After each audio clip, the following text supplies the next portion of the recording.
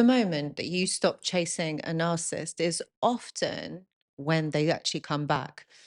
Crazy, right? Like, literally, what is that about? Here's the psychology behind the why. So many people think that if they stop replying to a narcissist or they stop engaging with a narcissist, they're simply going to forget you and move on. And some of you are not ready for that to actually happen. And yes, my friends, yes, sometimes they do. But what catches many people off guard is days, weeks, even months of silence. The narcissist just reappears. Strange. Funny. They send a message or they might send an old photo, something that's going to evoke that feeling within you. They call from a different number. They act as though nothing has ever happened. Why? Because it's not always the fact that they miss you, and it's not necessarily because they have changed. No, that's not what's going on here, my friends. More often, it's because your silence has disrupted this dynamic that they had learnt all about you. You see, narcissistic relationships or narcissists rely on predictable patterns. They've spent a lot of time studying you, getting to know you, not in that way, but getting to know your behavior, getting to know your triggers, what makes you tick, what makes you happy, what makes you sad. And the reason why they do things like that is because then if they know how to evoke certain emotions within you, they can manipulate you into controlling you. Every response tells them that a connection is still active. That's when it all disappears because they banked on the fact that you would still be around, that you still would be reachable, that they still would have access to you. But when you go silent, that script is interrupted and they don't know what to do with themselves. They really don't know what to do next. And this is why in this video today, I'm going to tell you why they reappear and the psychology behind this reappearance. What I want you to remember is that this isn't about genuine love. This isn't about the fact that they are sorry. This is what you have to stop thinking. You cannot think that this is what it is. Something completely different. Let's get into the video. If you are new here, hello, my name is Anushka and I've been working in mental health probably for about over 10 years, 11, 12 years. And I have been making content here on YouTube for quite some time. I make videos about narcissistic abuse, toxic relationships, trauma, anxiety, all that fun stuff. And whether you've been here for years or you've just found this video and this channel, thank you so much for being here. I'm glad that you are here. Okay, so let's dive into today's video. Okay, so what you have to remember is that silence breaks the pattern. A narcissist is expecting a reaction out of you. It's what you've always done. Remember, they read you. So that they get to know you, they read you. They need to know what your triggers are. They need to know what makes you tick, what makes you happy, what makes you sad. That's how they get to know you.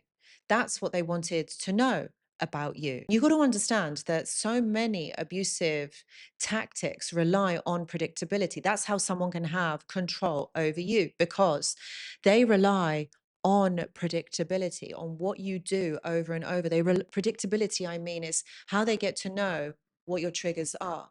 Because when you have access to somebody's triggers, you can control them because you know what you need to say and what you need to do to make that person react in a certain way. And yes, it is as dark as that. That is exactly what they do.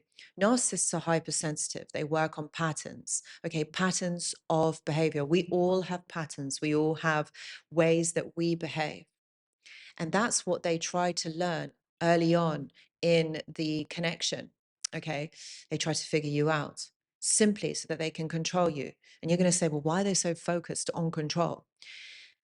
You have to understand that they don't think the same way that me or you do. Silence creates uncertainty. Okay. And I know that they've probably done that to you as well. They get into these dynamics with you. They get to know everything that they can about you.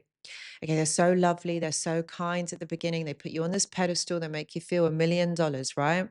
And that is the hook. That is what you crave, right? So once they have that, look what happens. They pull away.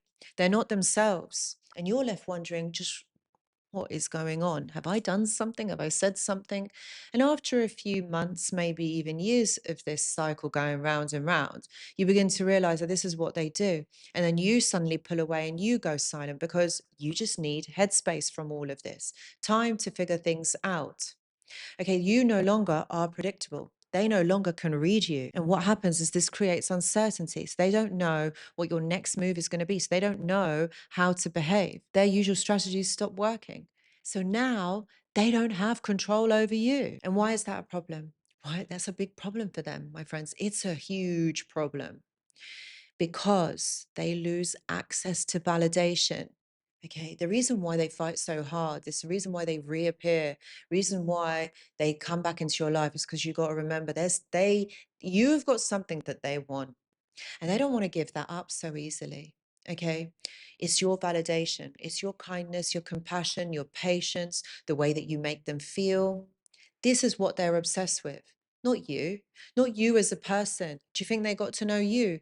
What you like, what makes you happy, who you are, the essence of you. You think they got to know that? No, no, no. That wasn't about that. It was all about controlling you. Yeah, it's as dark as that. When you give somebody something that they want, this reinforces the connection. You got to understand that they are hyper aware on emotions. What happens is when they were younger, this is why this happens, all right?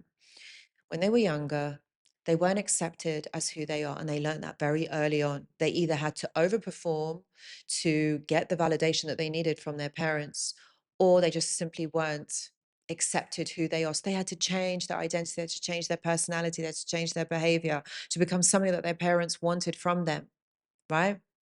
So when a child has to do that, they learn that they are not good enough as they are. They have to change. All right. So they're looking for praise.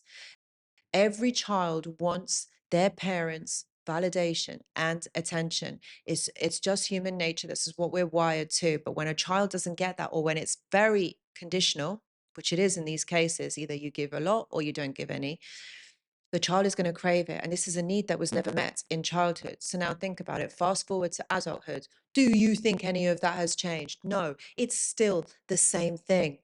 Okay. So that's what they do. They get into this dynamic with you. They're so lovely to you. They put you on this pedestal. You are unforgettable to them. You become the center of their world. And then once they've got you in the hook, they then turn things around. They then expect you to do that for them. You see, their behavior is never going to change. It's never going to be any different because this is what they have learned from childhood. You can't break those thinking patterns, those neural circuits that have already been shaped from childhood.